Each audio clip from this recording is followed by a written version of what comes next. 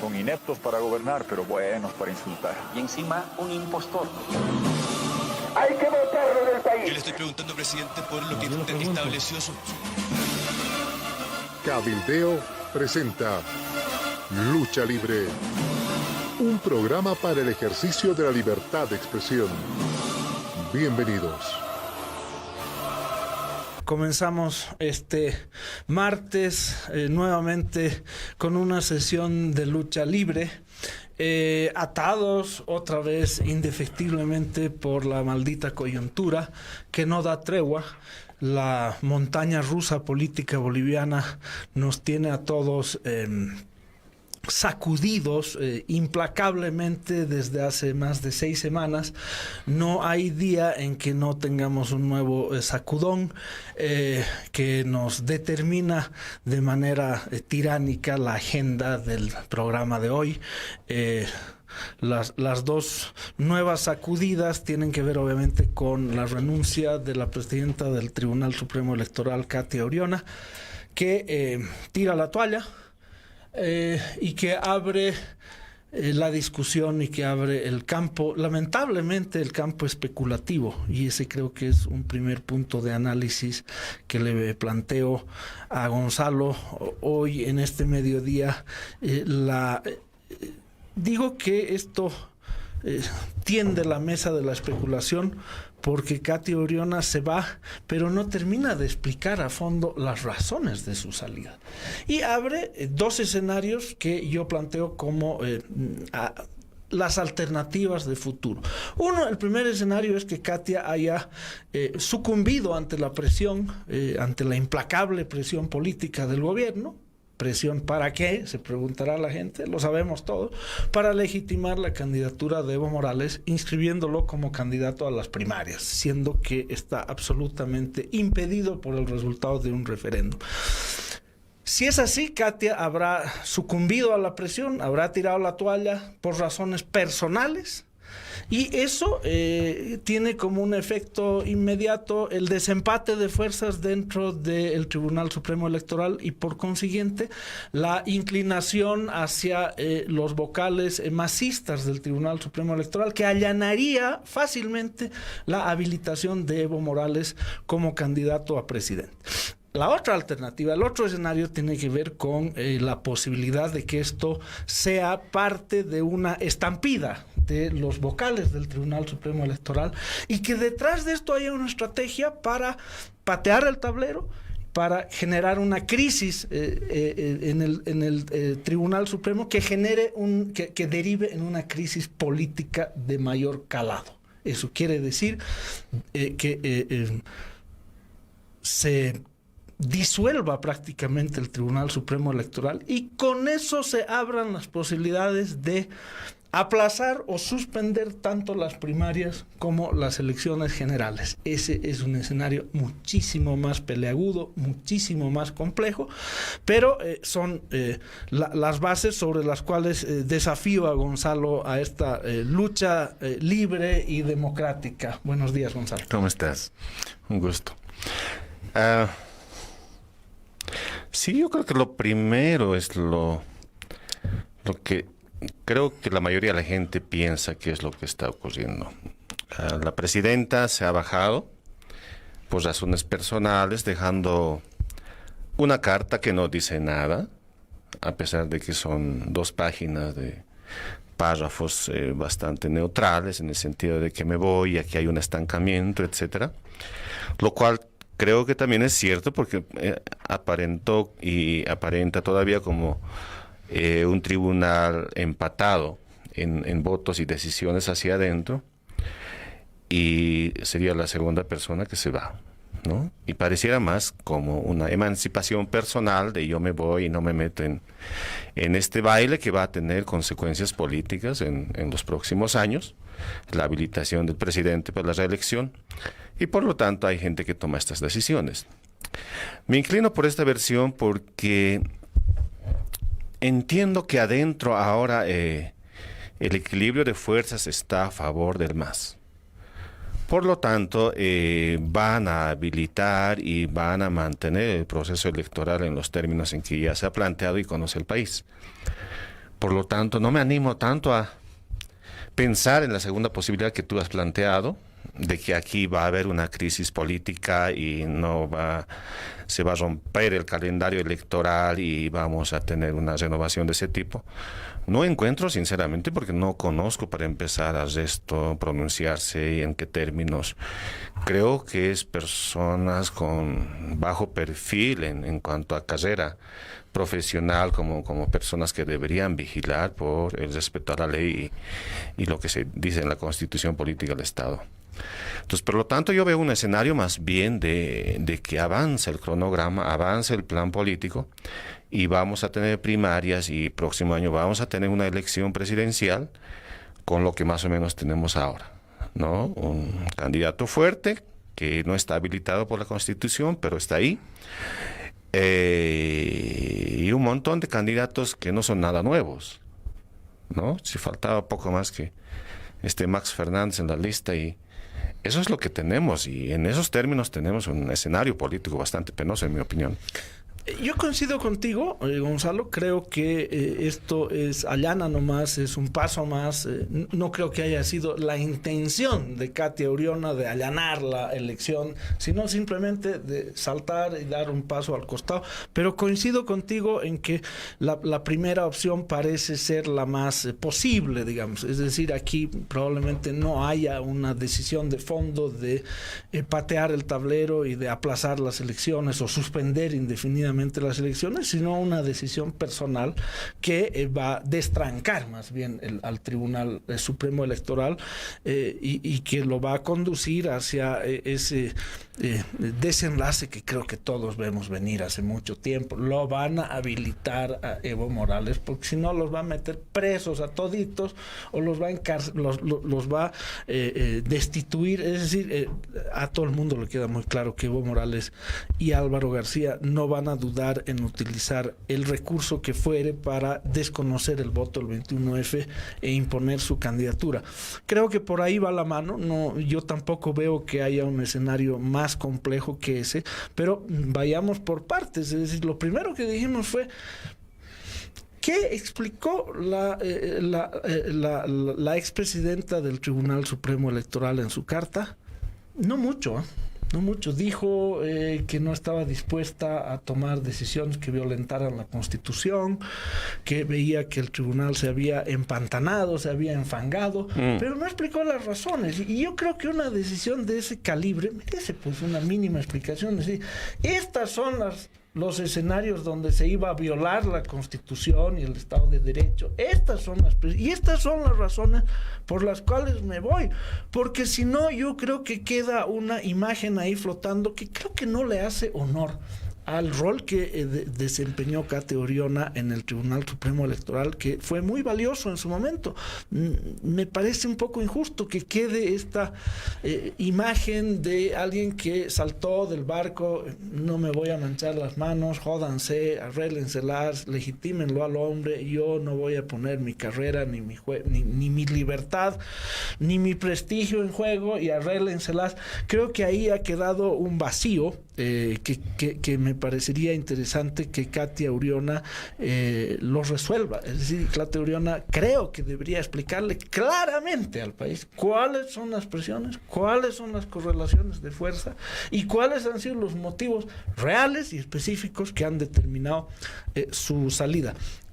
Mientras venía al programa tarde, por si acá, pido disculpas por el retraso que tuve.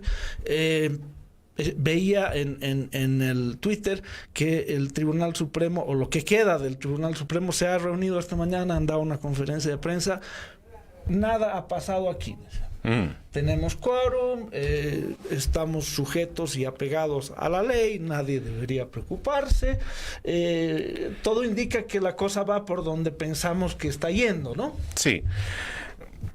Katia, en mi opinión, tenía como 3 posibilidades para explicar a la gente el por qué se va.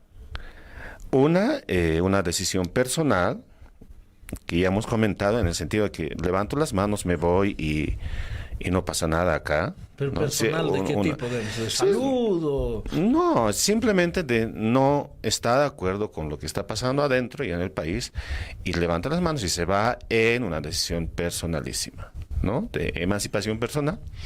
La otra es haber jugado un rol político, salir y decir y mandar mensajes políticos de qué es lo que está pasando con esta institución que debería garantizar el voto y el respeto a la ley. Y en ese sentido, esperar una carta que tenga pues mensajes, contenidos y explicaciones políticas que no encontramos en la carta, ¿no es cierto? Excepto esto de que sea empantanado, pero que es como una invitación a leer entre líneas de qué es lo que está pasando adentro y que hay una guerra interna, etcétera. Y la tercera posibilidad es que ella explique, no en términos políticos, pero en términos de el peso que tiene el cargo de ser presidente del tribunal, y entendiendo que tiene este peso, explicar al país las vulneraciones, ¿no? Y los problemas de independencia que tiene el tribunal y las presiones que sufre para habilitar a un candidato que no es habilitable.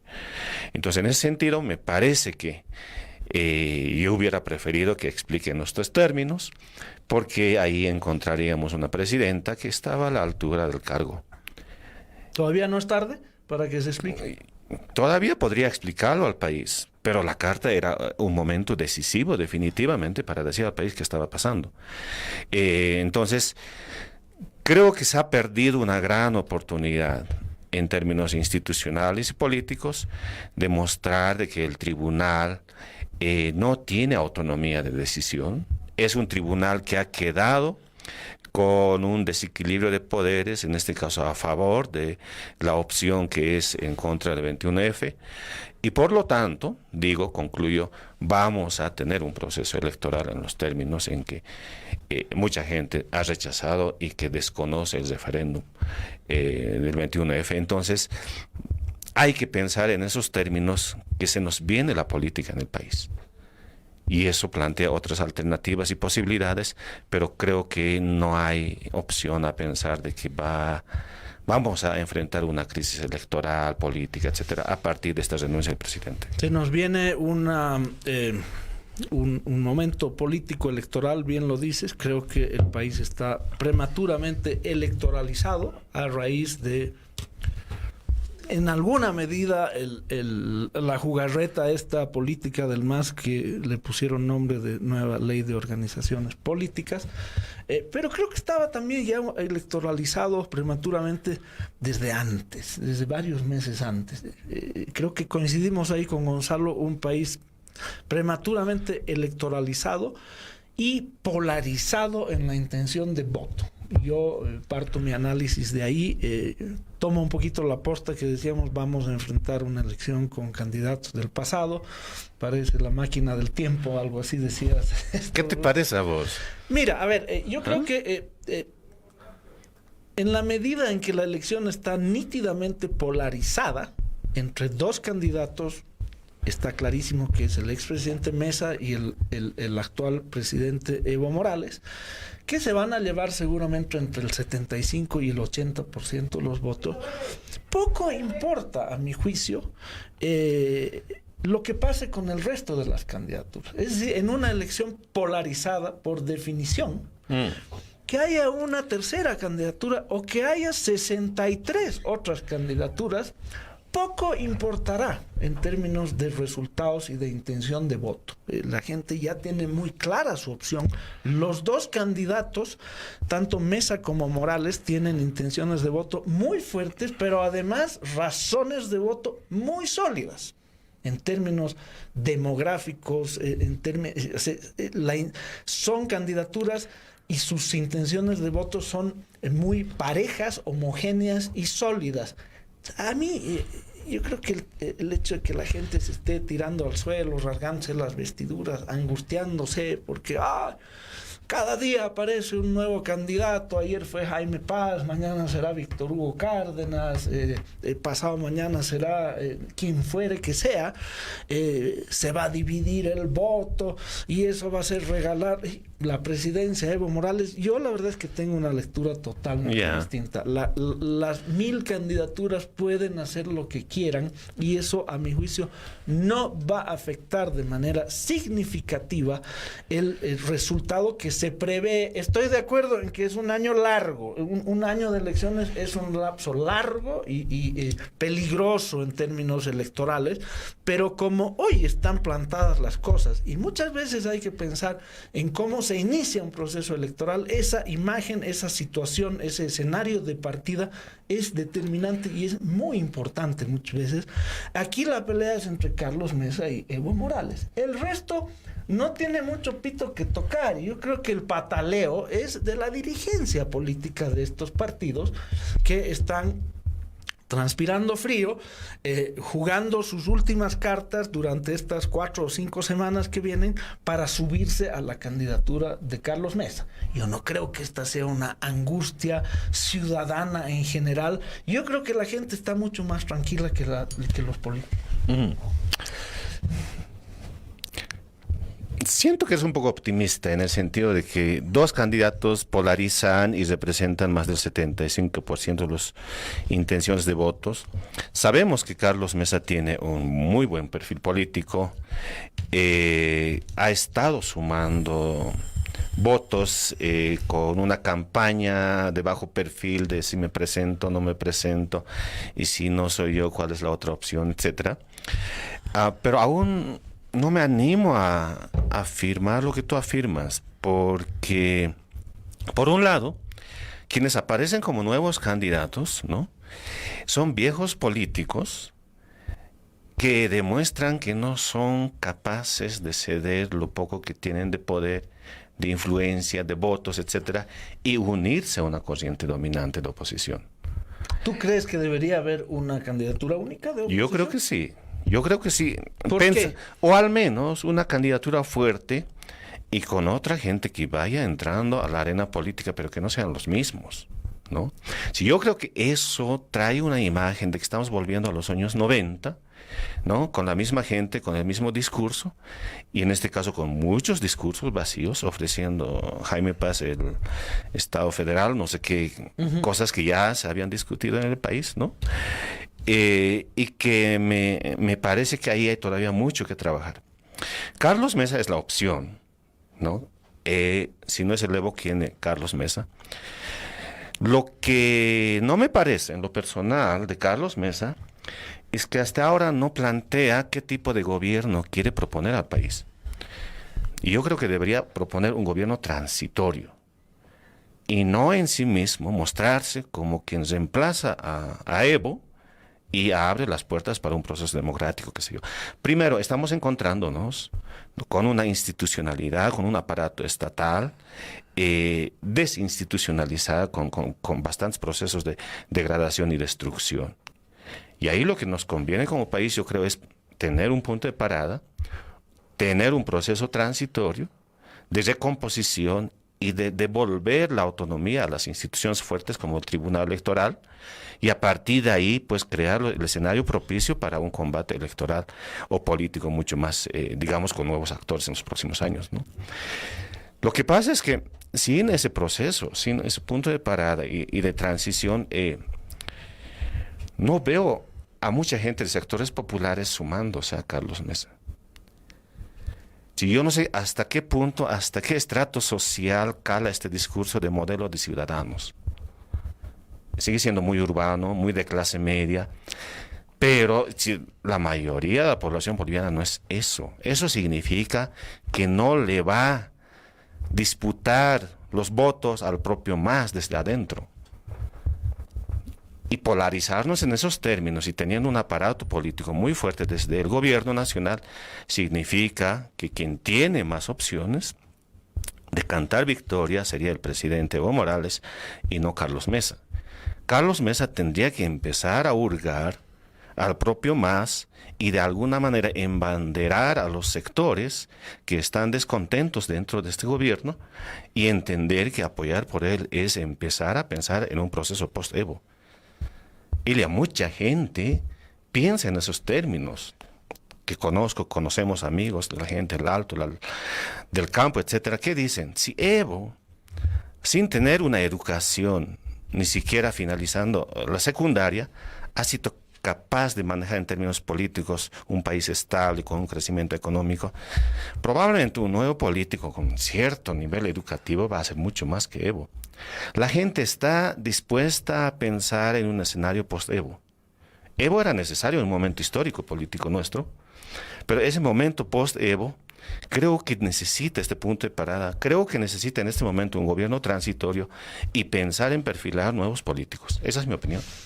Parto de una coincidencia contigo, está bastante claro y los estudios así lo muestran. La gente, una significativa mayoría del país piensa que Evo fue un buen presidente en su momento y que le reconocen mucho sus logros, pero que ya no lo es, y que su tiempo ha concluido y que es momento de un cambio.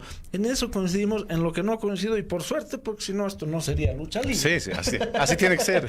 Por suerte. Sí. Mira, yo lo que no coincido es en el tema del frente y de la coalición y de el reflejo natural de decir, bueno, tenemos que formar un frente para ganarle a Evo, porque si no, no estamos atacando donde se debe atacar.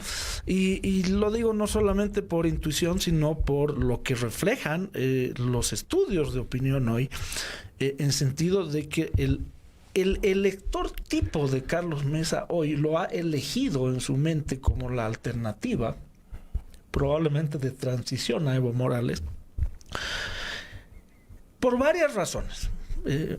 No me voy a detener pero creo que una de las principales razones es justamente porque no es uno de los líderes tradicionales que la gente considera como líderes del pasado.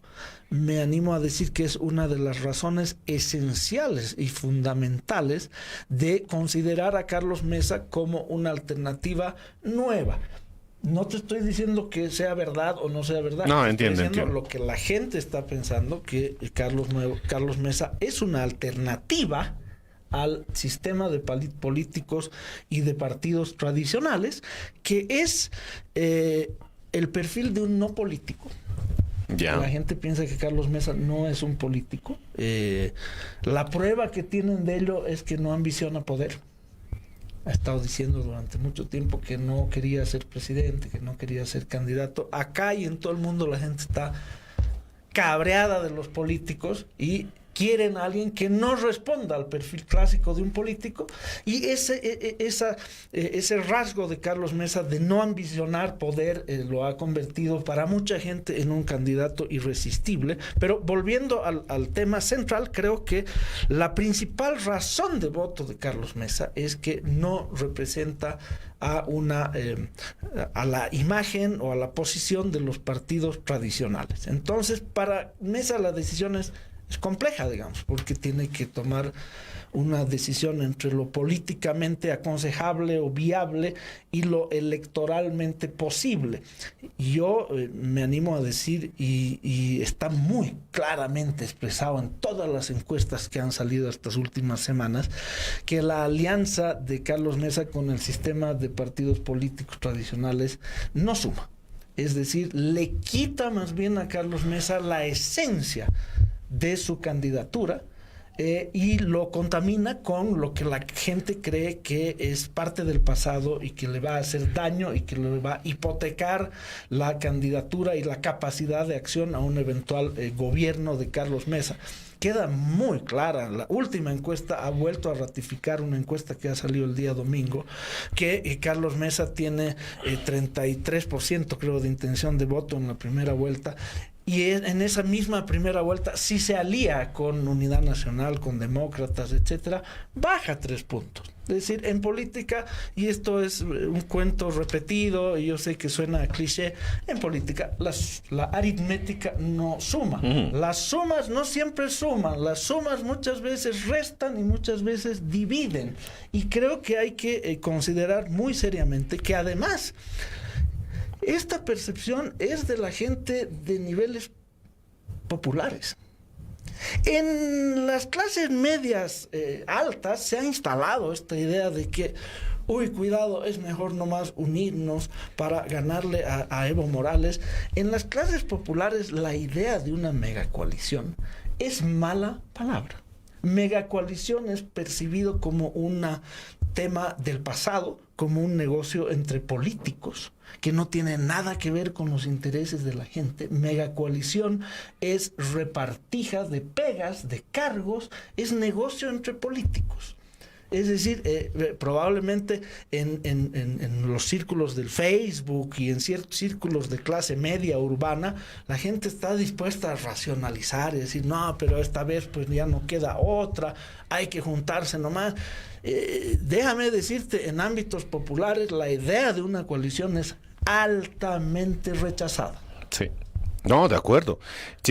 Yo no quería decir que debería existir un solo candidato como la sumatoria de todo esto.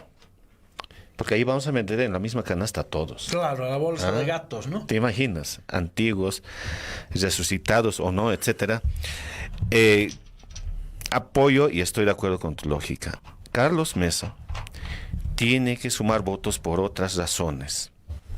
Y una es, efectivamente, decir que él no es la síntesis de viejos partidos políticos que quieren resucitar a la cabeza de este candidato. El salto al pasado. Me parece que 2 puntos son importantes un poco para intercambiar ideas. Tú has dicho que Carlos Mesa no tiene un perfil político, no es político. Para la gente. Para la gente. Creo que sí.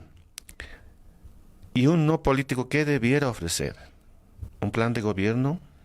¿Un proyecto político? ¿Qué debiera ofrecer en el corto y mediano plazo?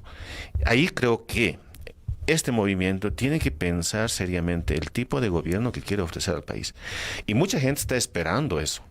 Bueno, Carlos Mesa es una opción, pero ¿qué nos ofrece? Nos ofrece un post-Evo, nos ofrece un caudillo más liberal, al estilo Evo, pero digamos de otro tinte, ¿no? O lo mismo que Evo sin Evo. Y ahí Carlos Mesa tiene que ser muy claro en su mensaje, ¿no? Si cuando va jugando a ciertas ambigüedades y a decir cosas que más o menos sean buenos para todos y que nadie se sienta ofendido, excluido, etcétera, está jugando, en mi opinión, electoralmente muy peligrosamente a mostrarse un tipo que no es chicha ni limonada, se dice. Qué pena, oye, porque coincidimos otra vez. ¿Sí? Yo creo que sí, o sea, es momento en que Carlos Mesa, a mi juicio, debería... ¿Qué ofrece? Mira, ¿no? Carlos Mesa salió con una primera oferta que bien decías tú, es decir, plantea un gobierno de ciudadanos y no de corporaciones, ni de partidos, ni de corporaciones, ni de partidos, y planteó un shock democrático. Sí. Ese ha sido el puntapié inicial de la campaña de Carlos Mesa, un shock democrático que, según lo que plantea, implica pues recuperar los fundamentos básicos de un sistema democrático altamente dañado por 12 años de autoritarismo secante de parte del partido de gobierno. Creo que definitivamente la gente espera que esta propuesta avance, y creo que espera que esta propuesta avance en la dirección justamente ciudadana. Es decir, no puede avanzar, la propuesta de Carlos Mesa no puede ser pues el refrito de contentar a todo el mundo, decir, bueno, yo soy la síntesis de todo. Tiene que ser una propuesta, pues, tiene que haber una visión de país muy clara, que nos diga, bueno, estoy aquí, o estoy aquí, o estoy... La coyuntura está muy caliente y creo que no permite hacer mayores profundizaciones a un año de las elecciones, porque el MAS pues ha puesto mucha presión con el tema de la ley de partidos, y durante estos últimos 2 meses la gente está, el sistema político del cual hoy ya forma parte Carlos Mesa, está resolviendo cosas urgentes. Me quedo con lo que tú decías hace un rato. Sí, no debe ser Carlos Mesa la expresión única de la bolsa de perros y gatos, pero entonces, ¿quién tiene que entrar ahí? ¿Quiénes sí y quiénes no? ¿Quiénes deberían quedar fuera de la candidatura oficialista ilegal de Morales y García Linera? Aquí ya está Carlos Mesa con el Movimiento Ciudadano y con Luis Revilla, que ya está oficialmente apuntado. Hoy acaba de decir Solvo y Luis Revilla que declinan la candidatura oficialmente y que ellos creen que deben sumarse a la candidatura del FRI y de Carlos Mesa, y que lo hacen sin pedir nada a cambio, y que en esa lógica deberían actuar todos los líderes de los otros partidos, es decir, bajarse de sus candidaturas. Me parece una buena señal, porque en este país todo el mundo se cree presidenciable, ¿no? Y todo el mundo cree que tiene la capacidad de resolver los complejos problemas políticos que arrastramos históricamente. Un poco vuelvo a lo de Carlos Mesa y su propuesta de shock democrático, ¿no? Y haciendo un poco el juego de abogado del diablo aquí, las clases populares dirán, bueno, nosotros no comemos democracia. ¿Qué cosita es eso? No. Y creo que uno de los pecados del 21F es embanderar la democracia con razones, ¿no? No estoy en contra, pero me parece que es insuficiente ese mensaje para que la gente se sume a un proyecto político. Y en el país, en vez de dar vueltas sobre lo mismo... Un proyecto político, has dicho, Sí. no una candidatura. Sí, y lo explico. Ahí la diferencia. Y lo explico por qué. Ahí está. Mira, Carlos Mesa, estamos hablando de Carlos Mesa. Carlos Mesa ofrece estas dos pilares, digamos, gobierno de ciudadanos y shock democrático, ¿sí? Y estamos analizando un poco sus desventajas o sus debilidades, por decir algo. Carlos Mesa, y volviendo a tu último planteamiento, número uno, estamos de acuerdo en que no debería ser la sumatoria de todos los candidatos viejos, resultados, etc. No es eso, de acuerdo. Segundo, en mi opinión, Carlos Mesa, para sumar votos y ofrecer un proyecto político sólido y estable, porque le van a dar batalla a los movimientos que no se sientan ciudadanos, sino movimientos sociales que hay en el país, ¿no? Carlos Mesa tiene que sumar otros proyectos políticos que existen en el país. Hay gente que dice, por ejemplo, ya no más Evo, queremos un escenario post-Evo. ¿Y cuáles serían esos otros proyectos políticos, Gonzalo? Para nombrarlos. Fíjate que mucha gente dice, el Evo era necesario históricamente, pero el Evo ha abandonado muchas banderas de lucha y de reivindicación de los pueblos indígenas y campesinos. Correcto también. ¿Sí? Esta gente quiere otro proyecto político y no el que ofrece el MAS en este momento. Agotado. Y ese otro proyecto político quizás tiene que ver con el modelo productivo y económico en el país, que Carlos Mesa no puede improvisar y ofrecer una cosa distinta, ¿no? Eso merece una discusión política todavía de mediano plazo, en mi opinión, porque el país todavía está muy entrampado en un modelo económico que es autodestructivo. Entonces ahí necesitamos un proyecto político que tiene que ir madurando. Que tenga como eje probablemente lo indígena, lo campesino, el medio ambiente, a eso te estás... A eso me refiero, y no únicamente como un tema fuerte, pero ciertamente necesitamos un proyecto político que plantee un modelo económico distinto en el país. Definitivamente. ¿No? Otra vez estamos de acuerdo, este programa es un desastre. Aquí no hay lucha libre. Sí. Aquí hay coincidencias libres. Creo que sí. Y es bueno que sea así, porque estamos encontrando puntos de convergencia. Sí, celebro mucho, más allá de la ironía, celebro mucho que estemos de acuerdo en estas cuestiones que son las de fondo realmente. Yeah. Estamos frente a la posibilidad de un nuevo proyecto político alternativo, liderado por Carlos Mesa, pero que sepa reconocer cuáles son realmente los ejes y los quiebres que ha habido en estos últimos 12 años, que hay que recuperar y que tienen voces diversas y actores diversos en todo el país que rebasan los ciudadanos. ¿No es así, Gonzalo? Sí, sí. Por eso la gente, pienso, está viendo una opción, una salida en este momento. Creo que es positivo y hay que celebrarlo. Hay una posibilidad, hay una salida para lo que hace un año se pensó de que en Bolivia tendríamos un gobierno totalmente autocrático, eterno, con sistemas que no queremos pensar en América Latina, ¿cierto? Y creo que estamos encontrando una salida y ahora depende de la colectividad el encontrar la mejor opción. Pero eso va mucho más allá, además del pacto con partidos políticos, digamos. Esto es más complicado, esto es más delicado, esto es más profundo. Es decir, tienes que pactar con sectores y que han manejado ideas que no son las que manejan los partidos tradicionales y que han sido apartados, traicionados por el MAS y por Evo Morales, y esa es la esencia que hay que recuperar para terminar de construir ese proyecto político. Yo la única parte buena que veo, y por ahí con un ingenuo optimismo, es que por suerte hay harto tiempo, hay más de un año para construir ese proyecto político. Es decir, las elecciones, el MAS nos ha hecho creer que son pasado mañana. Mentira, no son pasado mañana. Nos ha puesto la presión, el locoto en el trasero para favorecerse a ellos mismos. Les salió el tiro por la culata con el tema de la Haya, porque ellos pensaron que iban a construir una candidatura en torno a un supuesto triunfo, que resultó ser una derrota, pero las elecciones no van a ser mañana.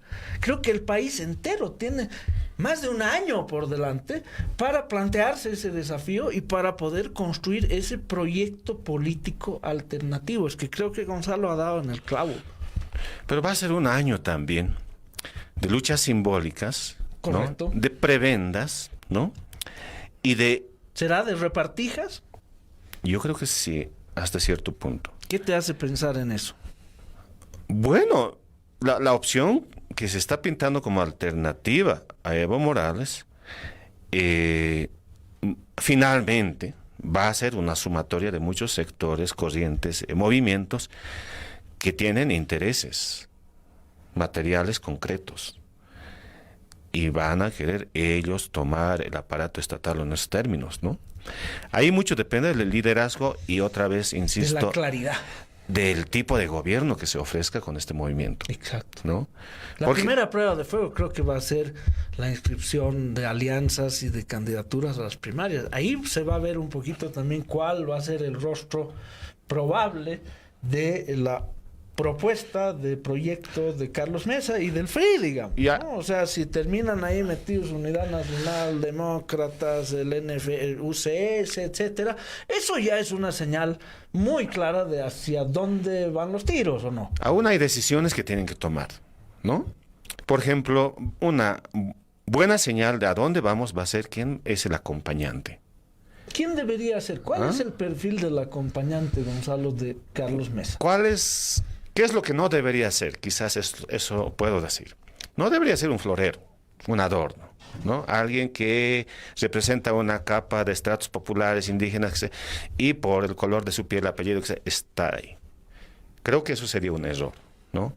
No debería ser, si va a ser un movimiento de ciudadanos, fíjate, no debería ser un representante de grupos gremiales o corporativos o por el hecho de decir tiene que ser uno de tierras bajas, entonces que venga alguien de la Caínco, qué sé yo. No debería ser eso, ¿no? Lo tercero, obvio, ser alguien independiente. No debería ser un político viejo, un viejo político, ¿no? Que creo que queda descartada esta opción. Pero sí. Nada está descartado, créeme, se están jugando todas las cartas y todo el mundo está echando toda la carne al asador en estas semanas porque los instintos de los políticos no fallan, ¿no? Saben que es ahora o nunca. Y no deberían. ¿O qué no debería? No debería ser el candidato que cree que es posible acompañante porque aparece en los medios, dice 2, 3 barbaridades y ya está, ¿no? Es decir, en un país donde la televisión influye, los medios influyen, las redes, muchas veces acabamos en este tipo de cosas. Creo que este movimiento tipo lo conocen porque habla en los medios, sí, y tiene perfil alto y puede jalar un par de votitos, venga, ese debe ser. Exacto, ¿no? ¿Debería ser una mujer, sí o sí? Aunque haya que forzarla o inventarla. Yo creo que no.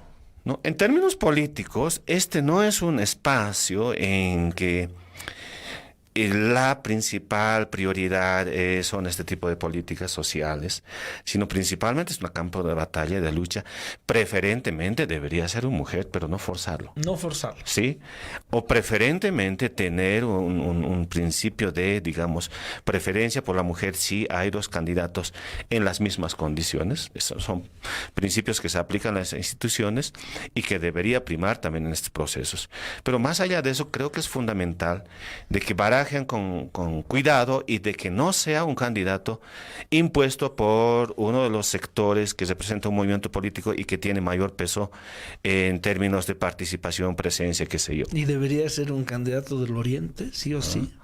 Porque Carlos Mesa es paceño, porque Carlos Mesa arrastra una supuesta mala relación con Santa Cruz, que viene de su primer gobierno, etcétera, etcétera. ¿Es una condición sine qua non que sea Camba? Yo creo que no. Antes, Carlos Mesa puso, no, ¿te acuerdas de Palenque, no? De Condepa. Ivo Kulgis. Ivo Kulgis como la gran solución de su entrampamiento en lo andino, etcétera. Manfred también cayó en la misma candidatura, ¿te acuerdas? El 2002 fue sí. También el mismo Ivo Kulgis. Y no fue la solución, ¿no?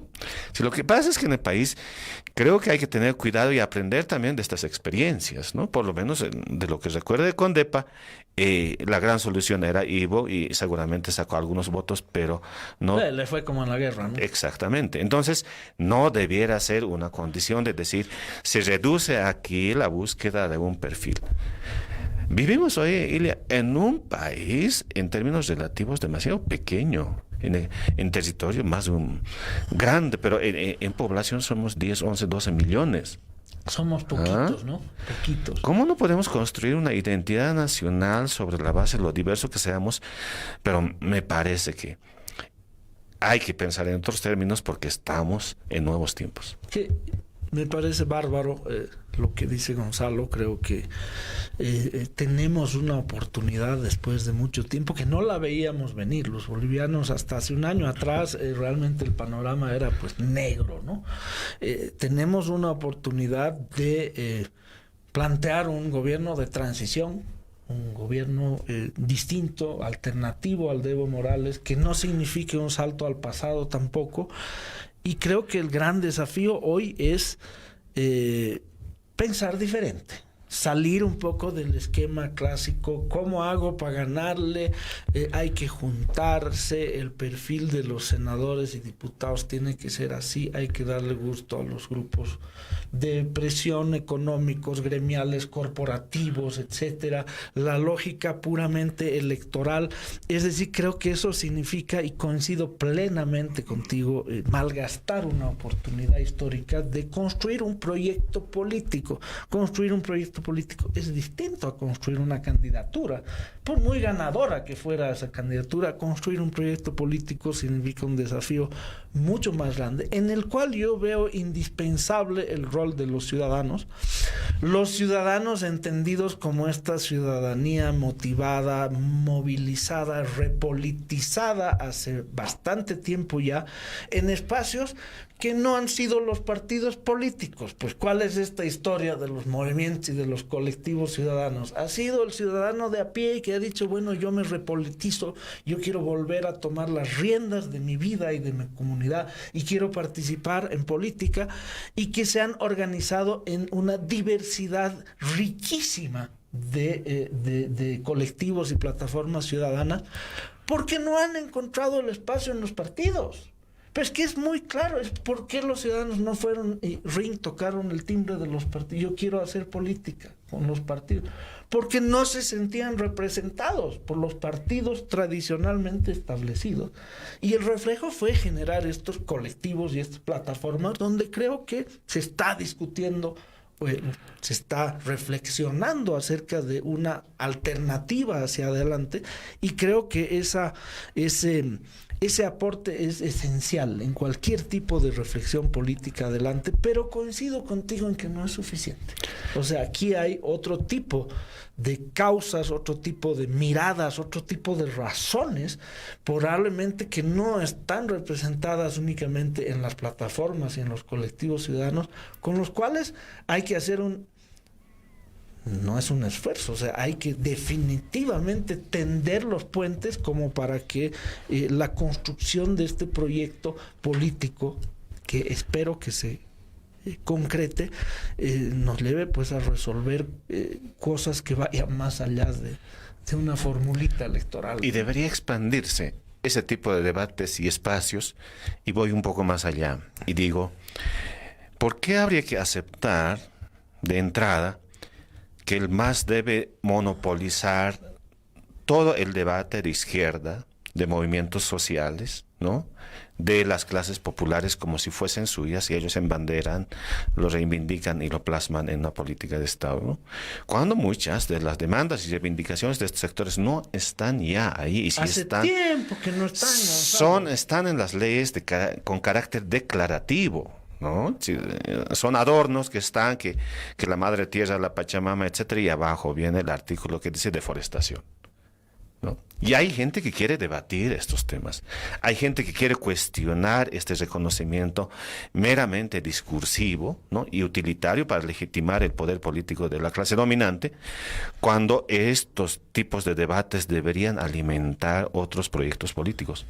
Y eso significa salir un poco del circo del MAS y darle batalla y decir, ustedes no pueden decir que nosotros no podemos discutir este tipo de temas.